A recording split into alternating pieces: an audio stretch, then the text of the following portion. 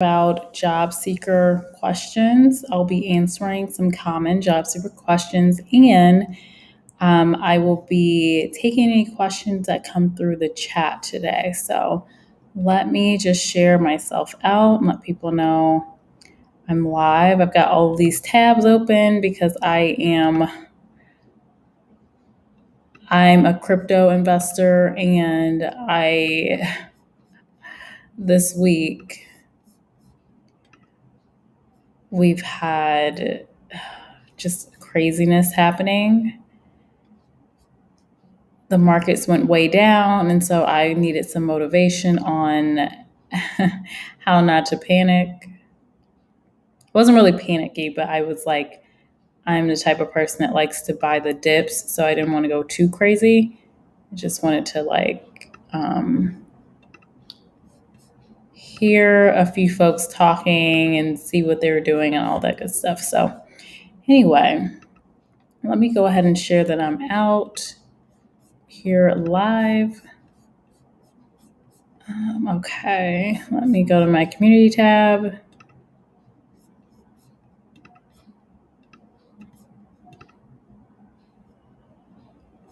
Goodness. Okay.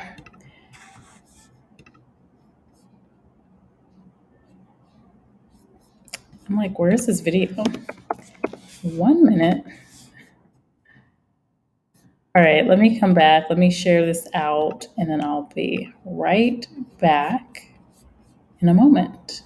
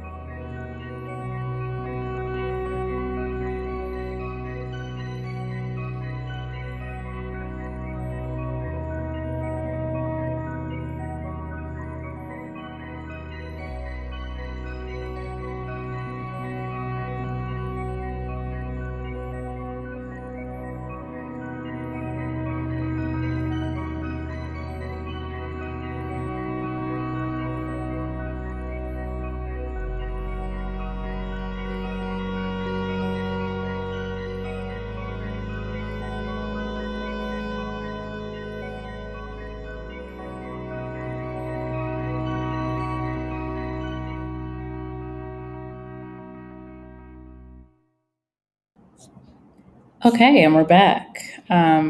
So, as I was saying, I had a lot of tabs up because of just a wild crypto type of market this week. So, I closed out all of those. And so now I'm ready to get into our discussion, and I have a couple of questions, job seeker related questions that are common. So hopefully those come out well during the playback. I'm not sure how to do timestamps just yet, but I'm going to try it for this video if I'm able to.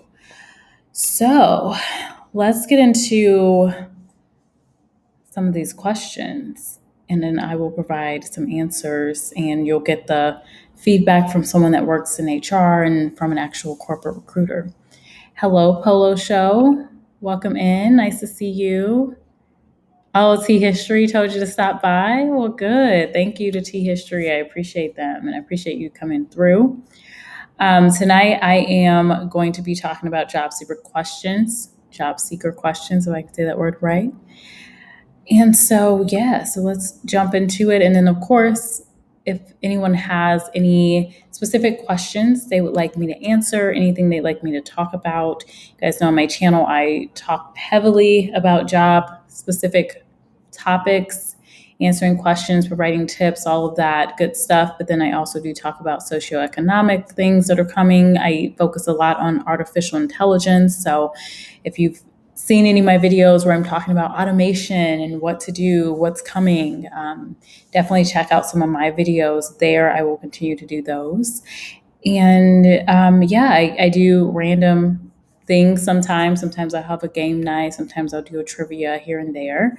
But primarily, I am all about the job, content, side hustles. I will be incorporating some financial videos coming soon. But I appreciate you being here. Hello, DPV. Welcome, and thanks for saying hello. You're into logistics. Oh, that's awesome. Well, I mean, logistics, one thing coming your way is going to be the automated trucking.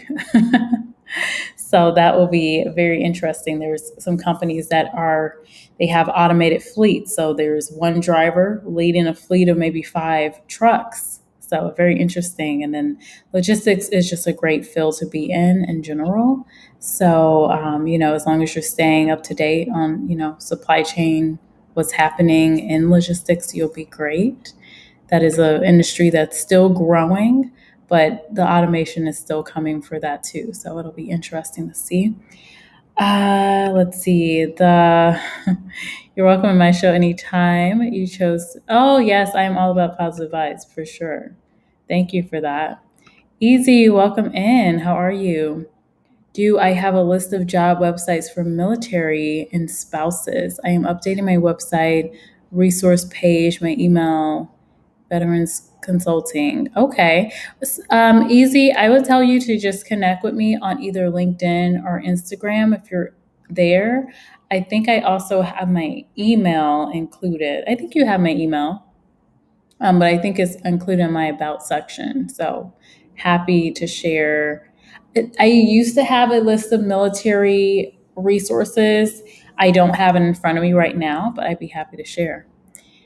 It's Daniel. Oh, hi, Daniel. Welcome in.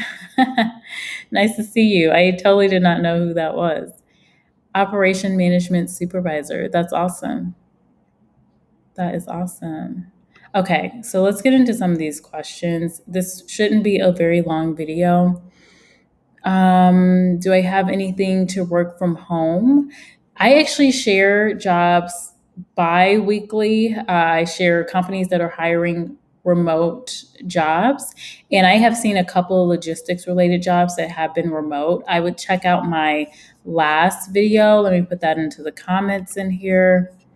Check out some of my last videos. I think my titles might throw some folks off because I think it's in another country, but most of the companies that I share are they are either US or global focused. So one second. I'll put this in the chat before we get into the questions here. Okay. So I'm gonna just throw this in here. Well, I don't know why it shows up that way. Let me do that again. Okay, so I am gonna have this one. Let me open my phone so I can pin it because I can't do that from Restream. Make sure there's no echo. Okay. So let me pin this. Okay, so it's there. Okay, but yes, I focus on remote jobs. I work remotely myself, so I try to share what I know more people are interested in right now. So I share. There's a ton of videos that I have where it's like companies hiring right now, and most of those companies, even though I say they're hiring right now, a lot of them are constantly hiring and they have high volume. So, and they're also remote work focus or virtual work focus companies. So definitely check out some of those videos. And before the live is over, I'll definitely share the playlist there too. All right, so let's get into some of the questions. And Easy, you saying you can't find me on LinkedIn? Uh-oh. I think, well, here's one thing. It's not the same picture as YouTube, so I will give you that hint. But if you throw your name on Jimmy K from Better. Oh, I'll write that down. Let me write that down. I can find you later. Jimmy Cave, and you're in Alpharetta. You're in Georgia. Okay, so you're in Georgia. All right. So I think this was the first question that I had. And if you have questions, please do throw them in the chat. So this question is, should I apply for a job even if I don't have the required experience? So we're going to cover that. I think okay. I skipped the question. So we're not going to get into that just yet. The first one I had was actually, which job search website should you use? My answer to that, a lot of people do ask, like, what site should I go to look for a job? It depends on what you're looking for. I would say for professional jobs in general, I would always focus on LinkedIn and Indeed.com. More so focus on LinkedIn because most companies are automatically sharing their jobs to LinkedIn, and you don't have as many random kind of job scams that pop up on LinkedIn as much. I see more of the job scams on Indeed.com, so you just need to be a little careful. But both are really good sites for finding jobs. More companies feel like they find the right talent when you're on LinkedIn because it is very much catered to professionals. So if you're in a professional industry like logistics, HR, marketing, IT, accounting, finance, customer service, client support, any of that, I would always say you need to have a LinkedIn page, and you should also search for jobs on LinkedIn. I do have a couple of videos where I'm sharing how you can search on LinkedIn for jobs. So that would be one. But then also there are niche job sites. So if you're a creative person, you may want to look at Behance.com. If you are an IT person, you may want to look at Dice.com. There's a lot of different sites that cater to different niche areas of work. So don't just get tied up on, oh, I need to look at this one job board. Switch it up, focus on one job board maybe for one day, and then try something different the next day. The more variety you have, the more options you may have as well. So that would be my feedback there on what website you should use. I would say like your Snagajobs, your monster.coms, your career builder, that's going to be more for like hourly work, like customer, like sales associates, heavily. They're going to look heavily for those, truck drivers, more temporary type of jobs, or things that are definitely going to be hourly versus a salary job. Not saying all of the time, but that's been the trend for those job sites. All right, so next question, and I am trying to keep an eye on the chat just to see if anyone comes through with any questions. So the next one is, should I apply for a job even if I don't have the required experience? And my answer to this is normally yes. Normally, why not? Like, worst case, you're going to be rejected from the job. Now, ideally, you apply to a job where you meet the basic qualifications, but some jobs, and I will admit this, there are some jobs that you'll see where a company is saying that you need 5 to 8 qualifications, and that's just not true. A lot of time there's going to be 2, 3, 4, maybe tops basic, very basic qualifications that you would need to have when you're applying to a job.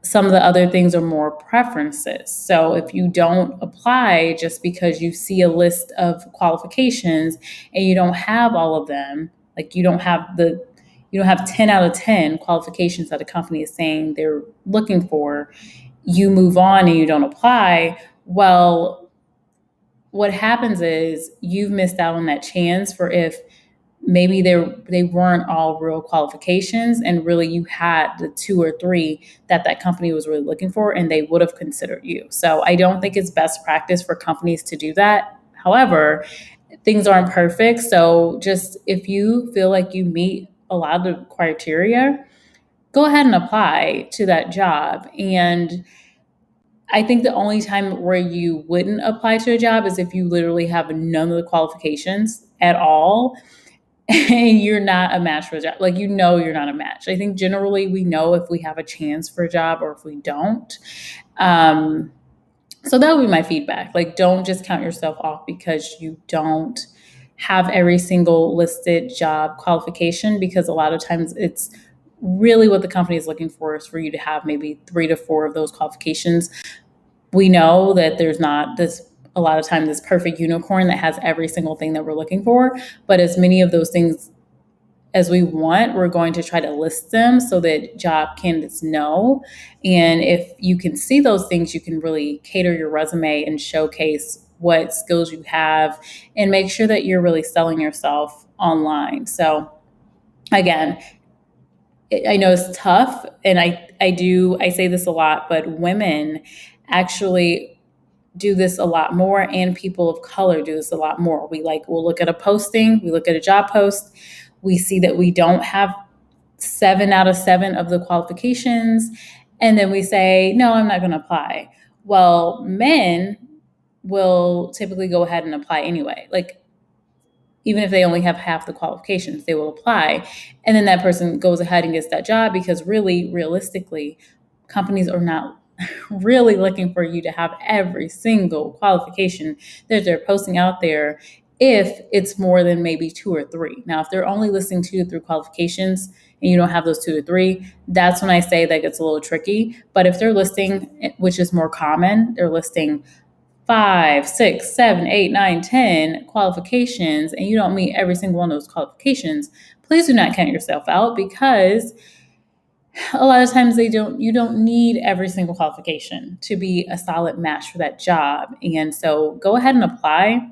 Let them tell you that you're not qualified for the job. But don't just count yourself out because you missed out on that opportunity to move forward into what could be a really great job opportunity. Okay, let me take a pause there. Let me know if you have questions on that point. Hey, Edward, welcome in. Nice to see you, of course. And I'm so sorry, Edward, Tuesday, I had my fun topics. I had my Would You Rather, which I will be doing again next week. I just haven't scheduled it yet, but I had 2 of those. So I had a Restream and I had a StreamYard. I had to kind of on the fly really quickly create one because I was having some technical difficulties. So I appreciate you coming through tonight. And I believe it was Pandy that shouted you out, Edward Smart. So that was really nice to see. Congrats. Okay, moving on. Should I follow up after a job interview? I'm surprised that people are asking this question, but yes, definitely. You should always follow up after a job interview. Just follow up with a simple thank you note to someone if you can. Like, you should have their information, whether it's via LinkedIn or you have an email for them. Send them a quick note. It doesn't have to be anything lengthy. It should not be anything lengthy because most likely people are not going to read it fully, but just a line or two thanking the person for their time. You can even highlight some things from the conversation, or, focus on the experience that that they're really interested in, and reminding them of, like, I'm looking forward to, next steps. I feel like I can meet this and this qualification you have, and, just leave it there. But it really helps put a really positive tone. You're following up, you're showing that you're thankful for their time. And it also kind of gives them a reminder of, like, yeah, this person, I need to jump on this and make sure I send this candidate over to the hiring manager and get some information to them ASAP. Not saying that every recruiter is like that, but I know for myself, I am definitely like that. When someone follows up with me, it just pushes me to, like, oh, okay, let me hurry up and get this person moving and into the process. So, okay, let me see. So the next question I have here: should I write cover letters? And if you've been joining any of my live chats up until now, you know my thoughts on cover letters. Now, I have changed a little bit. I don't say that cover letters are completely useless. I do think that if you see that the job application is requiring you or asking you to provide a cover letter, like it's a requirement, spend some time to make a really solid cover letter with no grammar issues, no spelling issues, all of that, and really showing why you're interested in that specific company. You guys, I have seen some cover letters where someone is literally copy and pasting the same cover letter and they didn't change the company name. It's like, come on. Or I've seen cover letters with multiple grammar errors or spelling errors, and that's not right. And especially when you're applying to jobs within marketing, journalism, writing, editing. These are like this industry, anything within writing, journalism, these areas, they're going to be even more heavily focused on the cover letter. if you're applying to one of those jobs, I say always be ready to write a cover letter. However, if you're applying to jobs like in information technology, do you need a cover letter? Probably not. If you're applying to HR recruiter jobs, you probably don't. And there's another instance where I would say you may need a cover letter if you're explaining things like a career gap, gaps in employment. Maybe you've been out of the workforce for a really long time. Maybe you are in a weird situation when it comes to location. Maybe you moved from a certain location because of the pandemic and you're willing to move back. Things like that that you like to explain.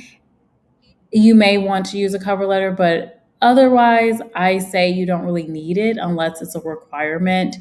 I will say for entry level folks, people coming right out of school, trying to get their first full-time job or trying to get an internship or fellowship, yes, you should be ready to write cover letters, because when it comes to entry level jobs, here's the thing. The companies know they're going to get a lot of interest and they're going to have a lot of candidates to sift through.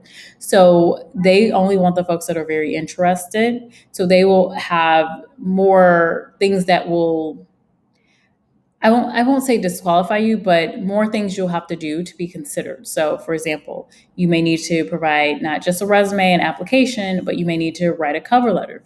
If you're in the marketing space, you may need to include writing samples. If you are doing a fellowship program, you may need to upfront have letters of recommendation and you're submitting all of these things. So be ready to definitely have a cover letter.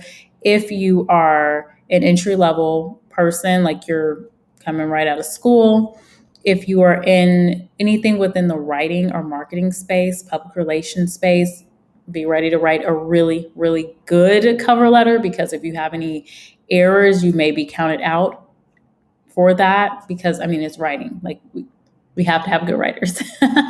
Good writers, good editors, right? And then other things, if you're explaining something, like you have to go into detail about something, like your location, a gap of employment, anything like that. So those are my thoughts when it comes to cover letters. But again, if you don't need to write them, please don't feel like if you're not in one of those buckets, don't feel like you need to write a cover letter. Focus on the application, focus on having a really solid resume, and then practicing for your interview. Hopefully that answered the question. Let me take a quick pause here. So I did see someone come through. I saw some comments in here. Yes, Edward, thank you. Please do hit the like button if you are enjoying the content, if you are getting something out of it. You lost connection. Uh-oh, I'm glad you're back. Welcome back, the Paula Show. And thank you for blessings. Appreciate it. Okay, welcome in, Barry Johnson. And if you guys are not connected to each other, please do connect with each other if you are, for the content creators in the room. Let me see here. Okay, I think I'm good on the chat. So let's go back to questions.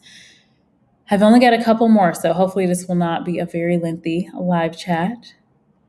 Okay, so we covered which job search websites should a person use. We covered if a person should apply to a job if they don't have the required experience.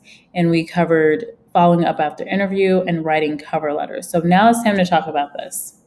What is the best time to look for a job? So I'm laughing because it used to be a certain time, but with this pandemic, it's interesting. So definitely looking for a job is easier when you have a job. Like when it's not crucially important for you to have a job, is the best time to look when you're not even looking. So I actually tell people, and this is actually advice I've gotten from a mentor myself, to always be looking for a job. Always just passively looking for something. Now, I wouldn't say do this. The only times I would say you probably shouldn't be passively looking for jobs is like you just started a job and you're less than 3 months into it and you actually like the job, you're probably good. But in general, I say you should be constantly passively looking for jobs, seeing what's in the market, having conversations, because here's the thing. I've talked to many people, especially last year, where they have been working at a company 10, 15, 20 years. They have not had to interview. They have not had to do a job search process. Everything was new to them, and they really struggled through their process. And this doesn't happen so much when you are constantly looking for jobs. Now, I say constantly, I'm not saying every day or every week or even every month, but generally, if someone reaches out to you or if you see something, you're spending a little time just looking to see what's out there in the market so that you are ready when you need to be. Like, you don't have to prepare as much for an interview if you've been talking to people and telling them about your skill set and having, introductory chats with folks for the past 6 months. You don't have to get ready and prepare for that. You don't have to prepare and update your resume so much if you're consistently updating your resume throughout, as you get more experience, right? You don't feel so overwhelmed about application process and things if you're used to it. So I say the absolutely best time to look for a job is when you don't need one. But from a time perspective, like looking at a calendar year, think about companies and when they start budgeting and when companies start ramping up as far as like, this is what we want to do for next year. This is what we need to do this year. When is that time generally? What month of the year are companies typically going, okay, we've got our budget and we have these goals for the year. We need to start executing some stuff. So, from that thinking, I would say the best time to generally look would be after the holidays or right before the holidays. So, the holidays I'm thinking of are the US holidays, Thanksgiving, Christmas, New Year's, all these things that we celebrate in the US. Yeah, so that is my thought on that. So typically, towards the end of summer, sometimes the summer is really good, but most companies right after they have their budget, they're squaring away their budget sometime within November, December. And they're like ready to go after everyone gets back from the holidays. January, February, March. These are really good times to typically look for a job. Not saying that right now, like the summer isn't a good time. There are certain industries where the summer is where it's at. People are going to start ramping up. There are certain industries where the fall is when you need to start looking. Like if you're in retail, companies are hiring more for retail jobs during the fall because what are they anticipating? They're anticipating Halloween. They're anticipating Thanksgiving. They're anticipating Christmas, and they're trying to get these sales. So it can depend on your industry, but generally, if you were to like search it up on Google, you're going to find that a lot of people will say January, February, March will be a really good time for a lot of people to look for a job because a lot of companies have their new budget, they have their goals for the year, they're ready to go, they need people to execute. And then also thinking about your industry, if you're in retail, if you need something where you're like in logistics, you're in shipping, you're in trucking. In the summer, early fall, it's going to be a good time to look for a job because a lot of companies are going to be looking for people because they need, they're sending packages, they're doing a lot of like ramping up for online shopping, in person, in store shopping, all those things. Let me check out the comments here for a second. I like Edward's comment. Let me put that up here. Is there a best time? Is there really a best time? Exactly. And you know what, Edward, that's why I laughed at the beginning because it's like what last year showed us is like, well, normally there is a good time for certain industries and, when to look for a job. But post pandemic, it's going to be interesting. But I would stick to the answer I gave. Generally, those are going to be the good time frames to look for a job. If you're in restaurant or if you're in travel, we know. Like I would just say, if you're thinking about your industry and you're trying to determine what's the best time to look for a job, think about when you are typically the busiest. Take yourself a month or two before that, and that's when you look for your job. If you're looking to move to a different location, so I'm in Dallas. Let's say I wanted to move to Utah. I don't know why. Why did I pick Utah? Tell me another place I need to move to. Yeah, I can't be moving to Utah, right? I mean, Utah, I haven't been there. I hear it's beautiful, but I can't see. Can you guys imagine me in Utah? Let's say I wanted to move to West Coast. Let's say San Francisco, just for fun. So let's say I'm moving Dallas to San Francisco. Well, if I know when I'm going to be in San Francisco, let's say I want to be in San Francisco in August. Well, I'm going to be looking right now for a job because it does take time. It takes anywhere from a month to 3 months to land a job opportunity. So I am going to literally go ahead and start looking now and start applying because of the process, especially when you're looking to move to a different state. It's different. So getting ahead of things as much as you can always works. Um, Hello, Carla, St. Louis. St. Louis. I do not see a move back to St. Louis in my near future. However, I appreciate that. And just want to hold you up here for a minute, Carla. Carla is a content creator. We actually went to college together. So I would love for folks in the chat to check out her channel. She is sharing some motivational, I believe, content. And she also has a Facebook page. So please do check out Carla. And Carla, let me see. I think your page is something called something else. So put your actual YouTube channel in the chat so that people can see. Miss Colette, hello. Um, what are your thoughts on signing an offer letter, but another offer has been presented? Interesting. Is it okay to weigh options and turn down the signed offer? So here's the thing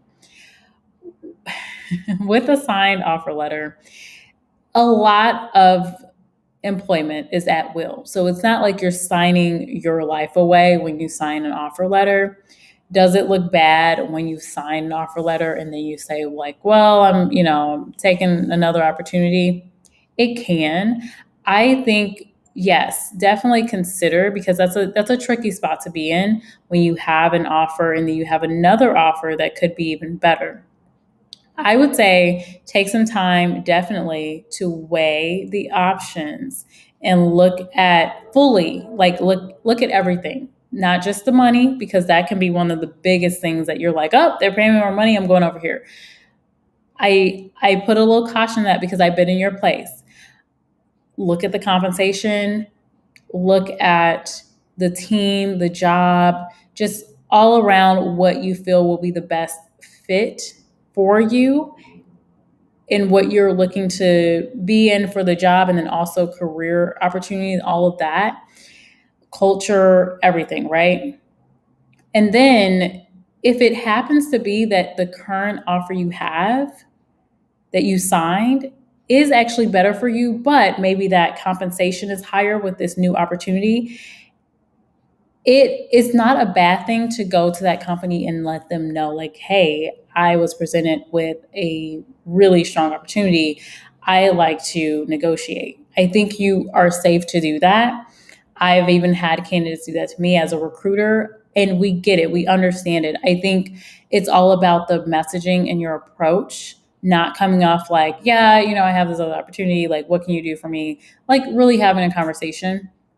But on the alternative, if you signed an offer and you really weren't happy with that, it's not really your ideal job, but the new offer is, and you're confident that that is what you want to do, you may want to consider moving forward with that new opportunity as long as that is solid in place, that opportunity is solid, check. Then, yeah, I mean, here's the thing, it can come off as like burning a bridge, but if you know in your heart like you really don't want that original offer, you're not going to come back to that company and try to work with them after you turned them down, you're probably fine and go with that better opportunity for you. You have to do what's right for you. But I just say, have the conversation with grace. The offer letter, just read through it and make sure, but most of the time these are at will employment, so it's not like you're held and bound to that job unless you're in something where it's like, the only potentially it could be like if you had a specific contract or something, there could be some contingencies around that, but If it's a full-time job opportunity, probably not. Everyone's saying hello. Yes, welcome in. Miss Colette, it's very nice to see you. Let me look at your next comment in here. Haha, yes, it's the money. Ching, ching, ching, the money. Okay. One is permanent and the other is contract to hire. It's in a great industry, clinical research. Okay. Okay. Yeah, I would just say really take the time to consider that both of those opportunities. And I know this is tough, but don't just look at the money. Look at everything. Look at like your opportunities. Look at, contract to hire. That's it can be really good because you can get hired on, but then you also may not be hired. So that's the condition there. Is it worth it to do it? Do you feel comfortable doing that? And then permanent, permanent, it's permanent until it isn't, right? So so yeah, just consider all your options. And I've actually been in your place. I had to consider when I was laid off in 2019, and I found a job really quickly, but I found multiple jobs really quickly, and I was like in a place where I had to also I had an offer, and I'm like considering things, and I ended up having to move forward with the position that I thought was right for myself, and I ended up working at that company for 2 years, and it was great. So yeah, you have to do what's right for you. What's best for you. So I'm glad I was able to contribute and give my 2 cents in there. You are very welcome, Miss Colette. And if there's other questions, please do let me know in the chat as I move along here. So far we've talked about what job search websites we should use. We've talked about, if you should apply. Oh, sorry, guys. And we're back. Okay, so we've talked about if you should apply for a job even if you don't have the required experience. We have talked about should you follow up after the interview? Always yes. And then we talked about writing cover letters. You guys know my thoughts on that, but I have come around. I have, it depends. Sometimes you do. And then we did talk about when is the best time to look for a job. So this was an interesting question. And I actually covered this in my reaction video to Timothy Ward, I think his name is. Should I apply for jobs in person? I mean, here's the thing. For mostly no, because a lot of times when you go in person, you're going to be told apply online. It depends on what industry you're in, really. It really depends. Because if you're looking for retail jobs or you're looking for something in a restaurant or you're looking for a job that would be in a smaller environment, it may be worth it to just pop in and say, hey, you guys looking for employees right now? I can tell you most restaurants are looking for people. Most restaurants are like, we need help. But, it depends. I will say if you've watched my channel for a while, I got a job just from walking into this shop, and the hiring, like the manager, the person that owned the shop actually was there and was like, yeah, I'll talk to you right now. And they hired me like that same day. So that doesn't typically happen, but yeah, it definitely can happen. I like had my resume, I was looking cute, and I was like, hey, you guys hiring? And he actually was. Now I will say that was an interesting job. It was a smoothie shop. Like it was not a professional, like I was not trying to find a job as a recruiter. So that was different. But I would say in general, probably not, unless it's one of those small like mom and pop shops or, something like that. All right, next question. Oh, let me do a little pause here because look who came in. I see E. Dunlap in the chat. Hello, welcome in. Nice to see you. How are things going with you? Agreed, great info. Thank you, Barry. That means a lot. Thank you so much. If you're not connected to Barry, definitely connect with him. He is the techie, always learning about tech stuff when I go to his channel. Great information. Wash hands. What? Why does it show up like that? Let me see here. Oh, you know what, E. Dunlap? YouTube is blocking your chat, I think. So I'm going to answer that though. So have interviewers gotten rid of those questions like, where do you see yourself in 5 years and what are your weaknesses? No, no. I actually just did a video where I talk about how to answer the question, what is your biggest failure?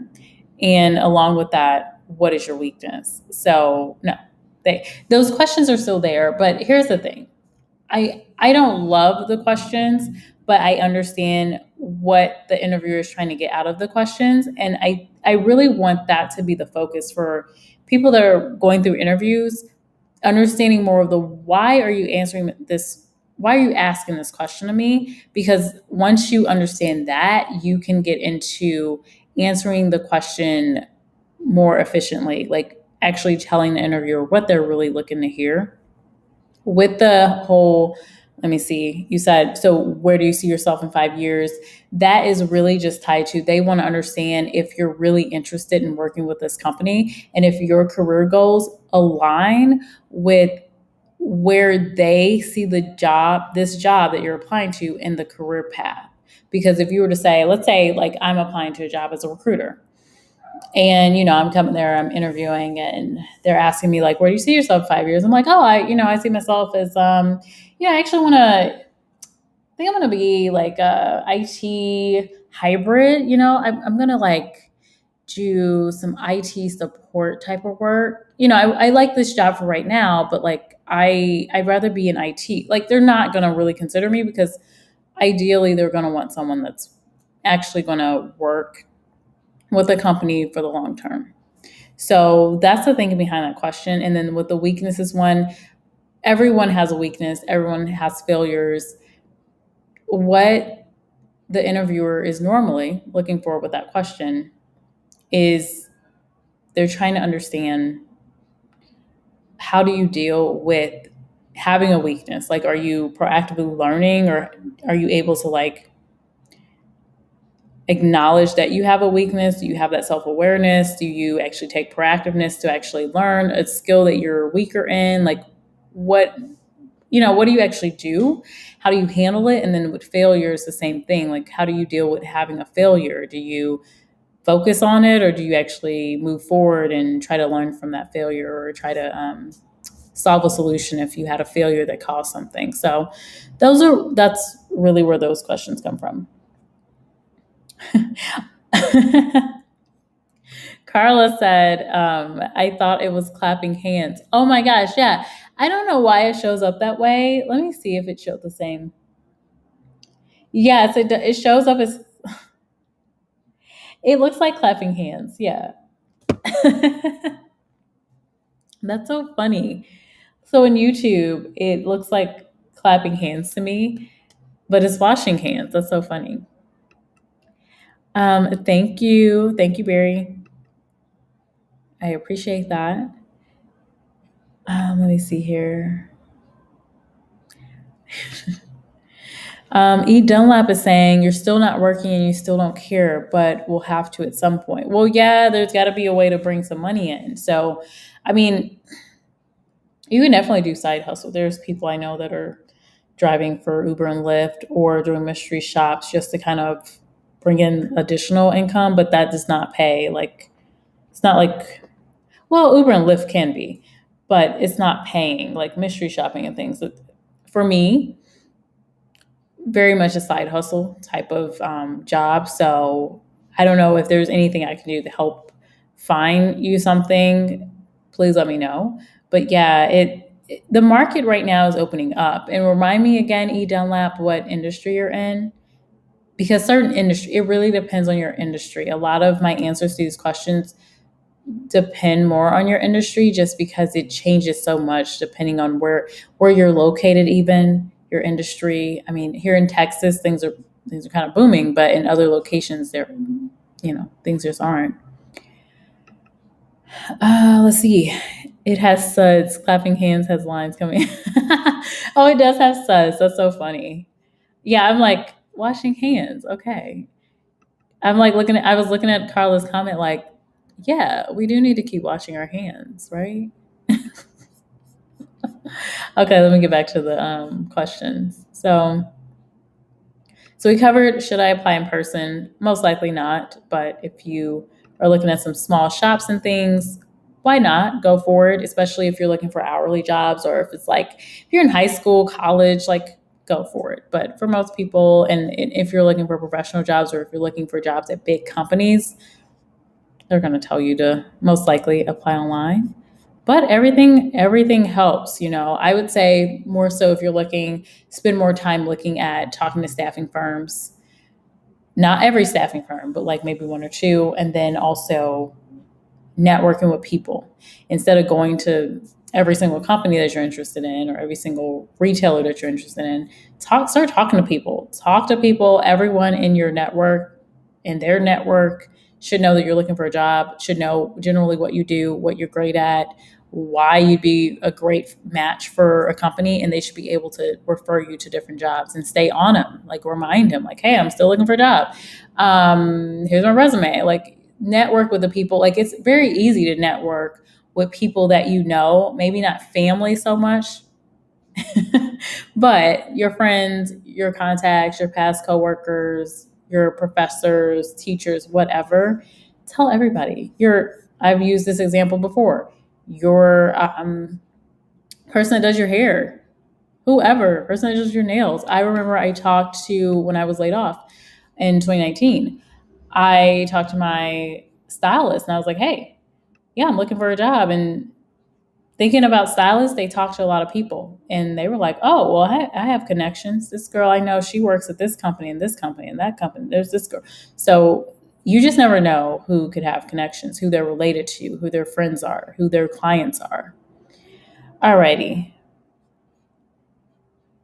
I used to be an essential worker, never again. Oh my gosh. Well, thank you for being an essential worker. They introduced washing hands at the start of, yes, exactly. So people were not washing their What were people doing before? Like, what were you guys doing before?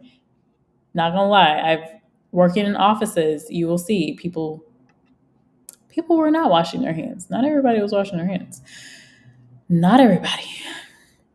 I would rather do side hustles or remote jobs that keep me at home rather than dealing with people. Oh, I understand that. I retired from that. Done finito. Well, I did share another group of companies that are hiring for remote job openings. So, yes, definitely check out that video. I think I pin it at the top of this? I don't know if I did, but it was recent. So just go to my videos and you'll see it. I think people get scared away when I put up other countries, but when I do that, I'm literally just saying the companies are open to other companies outside the US too, because I know I have a small percentage of people in like Pakistan and India. At least that's what my analytics tell me, that watch some of my videos. So, all right. I think this next one, wait. Oh, okay, so we just got a couple more here. All right, so this one came up a couple of times. How do you stay motivated and optimistic in the midst of a job search or job hunt? Okay, I have done videos about this, but overall, I just think sometimes you just have to take breaks. You should not be just constantly, every single day looking for a job. I know it feels like you need to because it's like, okay, I need a job. But you can get burned out, just like you can get burned out from any type of work. You can get burned out from job searching because job searching is a job if you're doing it the right way. So that would be my first thing, is to just take a break from your job search if you're finding that you're burnt out or you're feeling less optimistic or motivated about it. And the other thing will be to take some time to talk with other people, talk to folks that are maybe in the HR or recruiting field, or maybe they're a career counselor. Like I actually do some consulting as far as career consulting myself, but it doesn't have to be me. It can be, there's plenty of career consultants, plenty of people that have worked in HR, recruiting, and just get some different feedback. Have them look at your resume, talk about your search, and be honest about what you've been doing. And here's the thing, you have to be open to hearing feedback and actually making changes, because I've had conversations with people and I will tell them, like, look, if you're not landing a job and you're having all these interviews, we need to assess how you're interviewing. And one person has told me, no, it's just the company. No, if if you are interviewing at multiple companies, especially a big amount of companies, there's something going on. Either we're not applying to the right jobs, or there's something going on with these interviews where you're not getting that job. Like if you're getting through the interview stage, you should be like, out of 5 interviews, I would expect you get a call back from one of them, right? Or especially if you're saying like you've done 10 interviews, definitely one or two should be coming back to you, sending an offer. Because once you're at that stage, you're not really competing with a lot of people. You may be competing with 2 or 3 other people that they're interviewing, generally, depending on what type of job you're looking for. There are some high volume roles where you're competing with like 10 or 15 people. But generally, they like you, they like what's on paper, and the interview is really that confirmation of like, hey, you like me on paper, I'm real, like we click, we vibe, I'm a real person, I solidify everything that you think I can do. Let's get this job offer, right? But when something goes wrong, like maybe you come off as just maybe not trusting, or there's something that happens in that process where there's doubt in the interviewer's mind. That's what happens, and when people sometimes don't get the job, or and this happens too. Sometimes it's just other candidates just had more experience, or they just shined a little bit brighter for this role for that interviewer. Nothing that you did. But generally, when you're looking at sheer numbers, having 10 interviews, you should be getting an offer for at least one or two if you're, interviewing pretty well. So have to be open to the feedback is what I'm getting at. I'm doing a little bit of venting there, but you have to be open. You can't just say, nope, I'm not changing anything, I'm good, it's just the companies. No, at some point you do have to change what you're doing. If you're not changing what you're doing, you're not going to get anywhere. The same thing with resume. No, my resume is good, I'm good, we don't need to make any changes. But if you're applying to, you told me you applied to 40 jobs last week and you didn't hear back from any of them, there's a problem. Like either there's a problem with how you're completing your application, or there's a problem with your resume, because those are the things that you're looking at. Or the last thing is maybe you're applying to the wrong type of job. There's something, right? So it's kind of that, just getting to the bottom of it, doing some investigation of like, okay, here's what I've been doing. What's been going wrong? What's going on here? So there has to be that process. And then you kind of refresh. So you've taken time away, you've gotten to talk to some people, you've assessed what's been happening and what you need to change. And you change it, and you start also, I think it's really helpful to stay optimistic about your job hunt, is to start learning new things within that industry that you're trying to, be a part of, and really do some soul searching and focus on what are the companies where I really like, what are some of the companies that I really enjoy, and look at those companies and see if you can get a job there. Even just having that hope and seeing that interest can revive your job search a bit. And also learning something new related to your field can be really helpful as well. So I will leave that there because I could probably talk about that for a minute, but generally taking a break, talking to some people, getting some feedback, assessing how your search has been going, making some changes, and doing little things that will refresh you and keep you interested can be very helpful. All right, let me take a pause because I think I saw someone come in here. You don't laugh. E. Dunlap says, washing hands has been around for ages. I will still keep double masking for as long as I can stand it.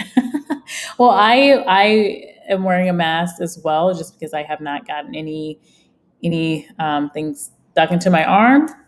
I don't know if I can say the word, because now I feel like there's a caption for everything now. So, but yeah, I will continue wearing masks for a while.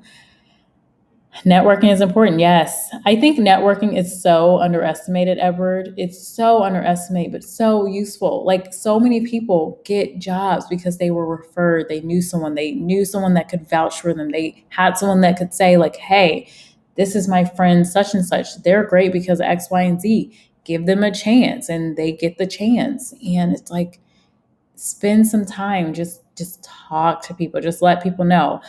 Every single time that's not how it happens, but I will tell you, I've had multiple jobs that's what helped me get the job. And then I've had other jobs where I applied, or someone reached out to me on LinkedIn, and now I'm in the job. So I will tell you, I've had all of these different things happen. Like I've had, how many jobs? I think I've had like 14 or 15 jobs, not all of them professional, but like, I mean, it's hard to get a job either way. So yeah, just enjoy the process, enjoy the job search process, have a little fun with it, learn. Like when you're meeting with someone that's interviewing for I don't know, for whatever job from a different company, enjoy that process. Get excited about asking a question. And for me, I always like asking questions because you guys know I invest in stocks. So anytime I get to learn about a company, I get a little insight. I'm like, oh, this is a good company to invest in. Buy more stock. so find something that you like, find something that you can get enjoyment out of the process, because not every interview is going to go 100% right, but generally you should have some good experiences talking with people. Thank you, Edward. Yes, please do hit that thumbs up button. Work on the like button for me, please. I appreciate it. Okay. Oh, I didn't even notice that, Edward. Thumbs up. Hey, you guys know when I'm in chat, like even if I chat in here, yeah, you guys know we have issues with typing sometimes. I get it. These keyboards just won't let us be great. Hi, Donna Ree. Thanks for stopping in. It's nice to see you. And how are you? I do like your thumbnail, Donna Ree. Miss Catwoman. Let's see here. I think I got to the end of those comments. Okay, so I think I just had one more question. Maybe. Let me see. Actually, no, I think I'm at the end. Let me see what this one is. Let me just double check. Oh, okay. No, I'm not at the end of my questions. Oh, one more, I believe. Let me see. It's like I can't see the bottom of my screen anymore. So let me see what this even says. Okay. So it says how to do, see, here you go. Bad. How do I, is what it should say. How do I job search effectively? Okay, so that's not on me. That's what they had on here. Okay, so I just copied and pasted. Anyway, how do I job search effectively? So this is why I put in here at the caption of this. Networking. I don't know how many times I will have to say networking, but networking, networking, networking. Plus LinkedIn. Like I say LinkedIn and networking probably most of my videos when I'm talking about jobs, because it's just that powerful. Everyone that you know should know who you are and should know that you're looking for a job and should know how to sell your skills in like just a quick second, right? Or a quick couple of seconds. The next thing is having a really top-notch resume. You guys hear me say this. A resume is a job advertisement. Just like you will look at a job ad or a job description, but it's really a job ad. We're putting out an ad for someone and saying, hey, this is what we want. This is what we're looking for. This is why you should work with us. It's an advertisement. The resume is an advertisement. It's saying, hi, I'm Jessica. Here's why I'm so great and why you should consider talking to me. That's what the resume is. So you just need to find a way to capture your experience, not highlighting all of your experience that you ever had in life, but highlighting the experience that clearly through the job description and what you know about the industry, et cetera, will entice someone working at this company looking for someone with XYZ skills to say, yes, this is it. This is it. Like you want them to say, yes, this is a nice looking resume. It's visually appealing. It's not too long. It gets to the point, just like you wouldn't want to sit through. And we know, being on YouTube, sometimes we get these ads and it's like, if you've ever been there, I've been listening to something and then the ad comes on and then I'm like listening to the ad. I'm like doing something. I'm like multitasking. And then I look over, I'm just like, is that same ad? And I'm like, no, I'm not listening to this for an hour. Like, what is this? So Just like an advertisement, you would not want to listen to an ad that's 30 minutes long. We don't need to have 5, 7, 8 page resumes. And I say that, I'm not even being super dramatic. I literally see candidates with 7, 8, 10 page resumes, and it's just like the horror. Make it stop. 1 page or two at the most. So, just a quick snapshot of like, this is who I am. This is why I'm so great. These are the skills that you're looking for. I bring these skills. Talk to me. Then, what makes it really effective really gets into practicing. Like, this is why I say always be searching, always be generally looking for jobs, always be talking about different opportunities because it keeps your skills up. At minimum, you are able to talk about yourself in a really concise way, and you're comfortable talking to people. You're comfortable being asked questions about what you do on a day to day. You're comfortable asking typical interview questions like what we talked about earlier about failure and time where you made a mistake or what's your weakness. You got in the bag because you have so many different instances that you can talk about because you talked about them a couple times with different people. So always be looking, even if it's passively. Even if I love this company, I'm always going to stay here, just keep up your skills. You don't want to be some of those folks I talked to last year where they're like, this is my first time looking for a job in 20 years. And that's really tough because your first couple interviews are not going to be so great just because interviewing takes practice, just like anything else. So practice, practice, practice. So you have to just get started. You have to start applying. You have to start having, even if it's mock interviews, just start talking to people and practice. And then, enjoy it. Enjoy the process. You will find a job. Remember that you are valuable and all of that. Someone somewhere is looking for you. So just keep that confidence, keep your motivation up. Don't laugh. You guys know I always laugh. You tell me don't laugh and I start laughing. I'll press any button you want, Jess. Anything. You guys are trying to make me laugh.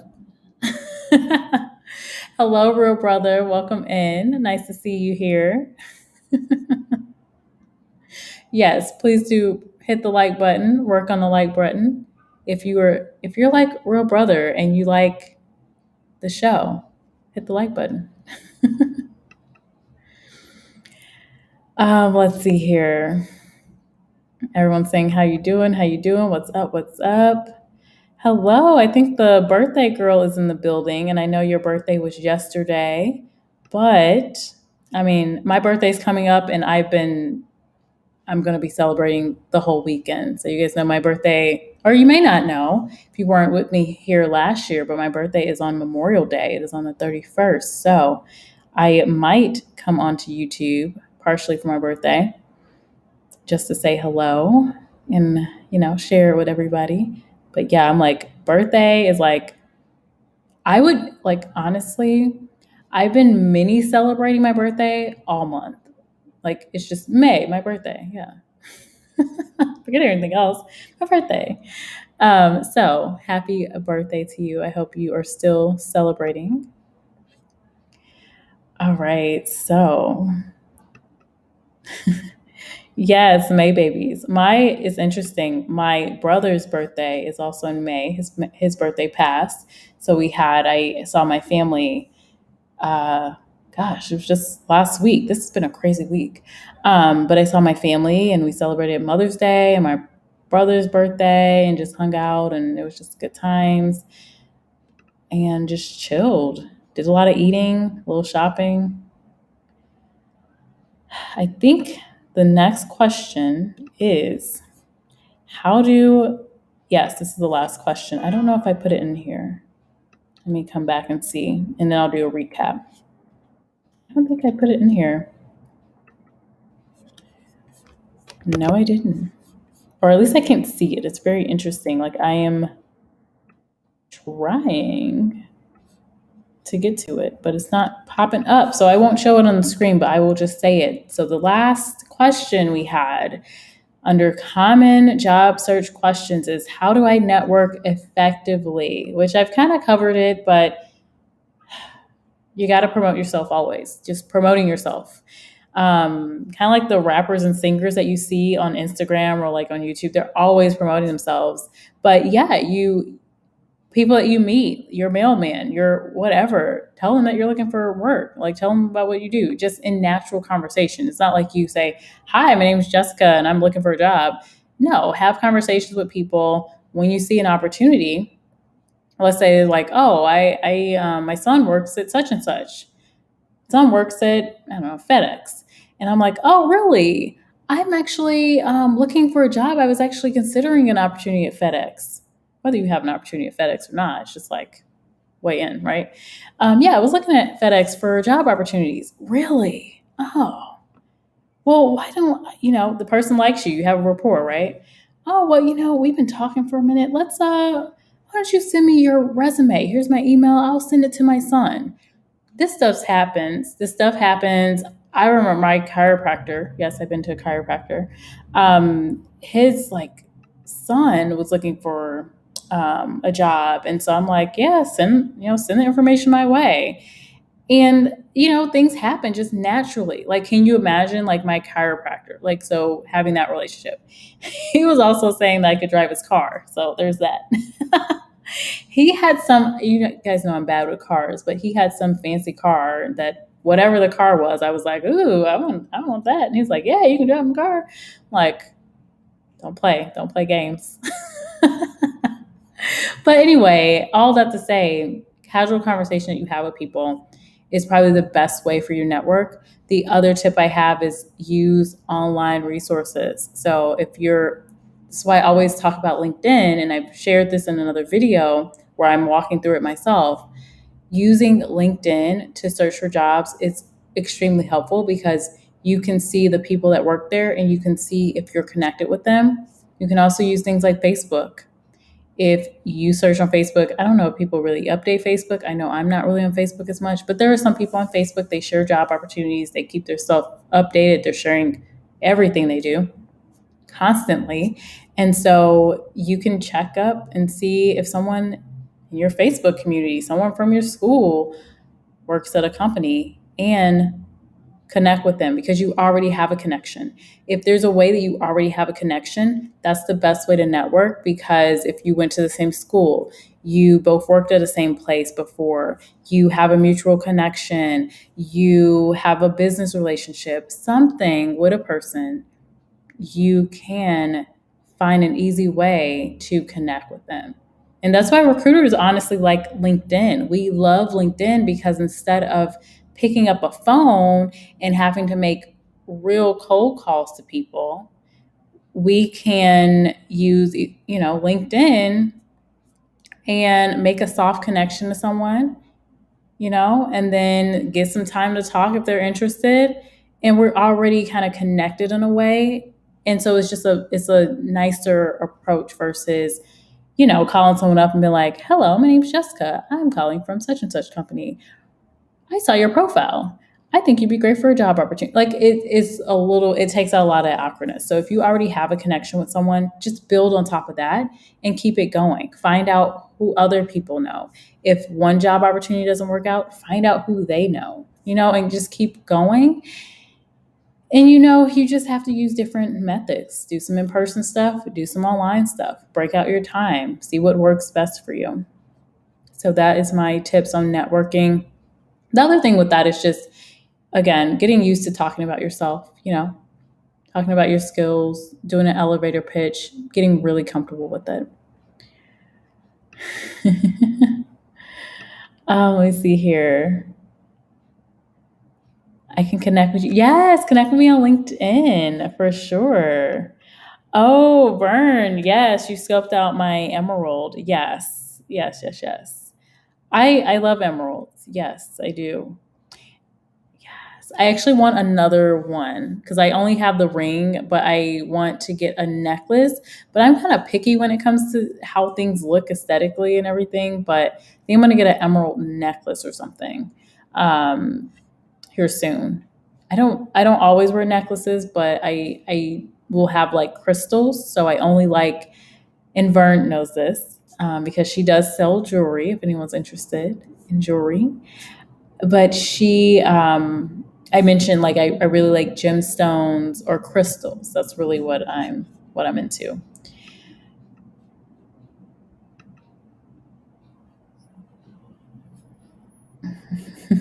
I'm just glad you're going to be 10 times happier than last year around this time. Yes, you guys know I was like, whew, last May, like so much has happened. So much has happened since May of last year. You guys know I was in New York during shutdown, and I was alone. I was 100% alone from a physical standpoint. And I started my day just crying. It was the first time I'd ever really been alone. And yeah, it was extremely tough mentally. And so, yes, this birthday will be better because I won't feel the anxiety of everything that was happening last year. I have been able to connect with my family recently, and so it'll be, hopefully it'll be good. But yes, thank you, Real Brother, because Real Brother, got to shout you out real quick, but Real Brother was a big part of like bringing happiness on that day. Actually sent me a little something that cheered me up. And yeah, I had really good words of encouragement along with others. I had two friends that, called me and cheered me up. And but it was tough. It was definitely tough. Last year was just, I have never felt that alone before. So that is really, really something. Hello, JMJ. Welcome in. How are you? How is it going? I am going to do a recap of all the questions that we covered, but we're towards the end of our show. Let me see what time it is. Yes, we're a little over time than what I planned. So I'm going to start closing things out, but I'm so glad that you were able to join me today. E. Dunlap says, I was considering deleting my LinkedIn since I have never used it to get work. Oh my goodness. Use that LinkedIn. And here's the thing, too. There are people that use LinkedIn for finding work, for promoting themselves, promoting their business. There are even YouTubers. Like I was looking at Tyler Oakley. He's on YouTube, or he's on YouTube. He's on LinkedIn, and he has his YouTube information there. So I mean, it's a great way to promote yourself. It's a good way to just connect with other people throughout the world. Plenty of companies are sharing content out there. There's news that's highlighted in LinkedIn. There's a lot of information that's shared on LinkedIn. People even do live videos on LinkedIn, different training sessions. So there's a lot to it. I would suggest anyone, whether you're on a job search or not, I think LinkedIn is a really cool tool, even bigger than like say, like everyone's on Clubhouse. I think LinkedIn is bigger than that. Instagram, a lot of these social tools. LinkedIn is really, I think it can be a little underrated, but from a professional standpoint and just a business standpoint, LinkedIn is awesome. So please, E. Dunlap, please do not leave LinkedIn. Definitely check out some of my LinkedIn videos because I do go pretty in depth of like, here's what you do, like me sharing my screen of like, this is how you look for jobs, this is how you would promote yourself. So yeah, there's that.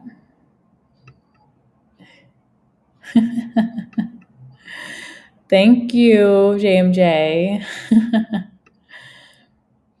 Well, if it makes you feel any better, you got me. I'm a great listener. I'm profoundly handsome and super humble. Oh, yeah, very humble. I caught that.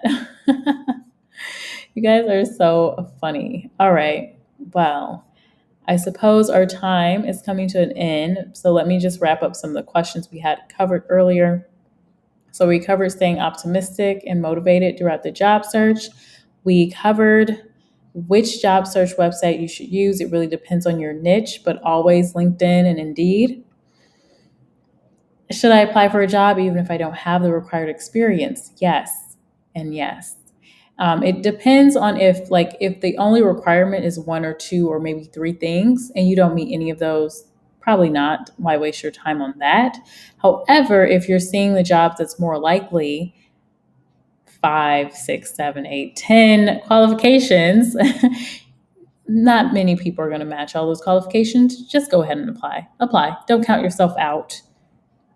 Go ahead and apply. And I especially say this because people of color and women are mostly passing along on those jobs, and that has to stop. We have to be more confident in ourselves and just say, hey, I don't meet all of the criteria, but I meet 3 out of 5. Like, I'm going to apply for it. Don't get too caught up onto the qualifications. And what's the worst that can happen?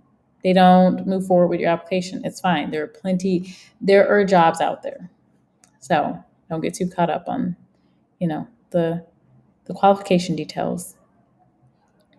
Should I follow up after an interview? Always, always yes. Follow up with a nice thank you note, short and sweet, and just a quick reminder of why you're a great match for the job or why you're very interested in the job, or maybe just a nice point that you both talked about. It can really help to kind of keep that connection going and be a nice reminder for the recruiter or hiring manager or interviewer, whoever you talk to. Kind of a nudge to, you know, keep moving. Remember, we had this great conversation. Should I write cover letters? It really depends. If it's not required, I say don't spin your wheels there on the cover letter. Spend your time on the application and the resume. However, if you're an entry level student or if you're moving into a new industry or something, you're probably going to need to write a cover letter. If you're needing to highlight something about your background, like you had a gap in employment, you were a stay-at-home mom for 5 years and you're getting back into the workforce, or you're moving locations, something like that, you may want to have a cover letter to highlight it if you can't quickly address it on your resume, maybe in a quick objective or something. And also, if you are in the writing, editing, journalism, public relations, marketing, any of these spaces that actually need writing skills. So you're going to need to write a cover letter. Lastly, or not lastly, almost last, should I apply for jobs in person? Normally, no. Normally, no. Do it online. Unless it's a very small company, or it's a shop, restaurant, that sort of thing, where you're going to be able to quickly go in and say, hey, you're looking for people, and they can let you know what to do. How do I search for a job effectively, and how do I network effectively? Quick things: networking, having a top-notch resume, getting a really good search practice, and then also practicing your skills when it comes to interviewing are all things that can help you have an effective job search. And the last question was networking. So since we just did that one, I won't cover it, but I appreciate you guys. Thank you for having me. Thank you for spending some time with me tonight. I am going to be doing another fun chat next week where I do a would you rather. I don't know which day it's going to be on. I think it will either be on a Monday, Tuesday, or Thursday. I think I'll stick to that schedule. I don't know. It may fit in a Friday one week, but I'm going to start doing that on a weekly basis. And keep an eye out for a quick video. I posted a video this morning and I will be posting another one tomorrow. I'm going to have a series where I'm answering different job seeker questions. So they're going to be really quick, like 2, 3, 4, maybe 5 minutes at max. Keep an eye out for those videos. And definitely, if you have not connected with me on LinkedIn, connect with me on LinkedIn. There should be a link to my LinkedIn on my about section. So please keep that in mind. And for Easy, I don't know if he's still in here, but I got his information, so I'll connect with him on LinkedIn. Let me just look at some. I saw some comments, but I think I'm going too far back. E. Dunlap says, if I insist, yes, I do insist. I think, keep your LinkedIn. If anything you should be doing is expanding on it. Definitely. Thank you, Edward, and I appreciate you, my moderator. Real brother and I think Edward both are moderators.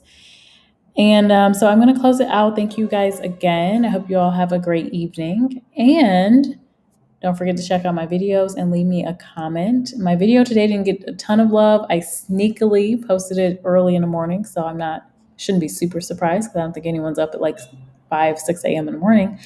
But I just tried something different, see what happens, and I saw what happened. But if you want to support that video, please do take a look. It is a 2 to 3 minute video, and I just give a quick tip and answer a job seeker question. So thank you all again. And with that, hope you have a lovely night. And until we see each other again, bye.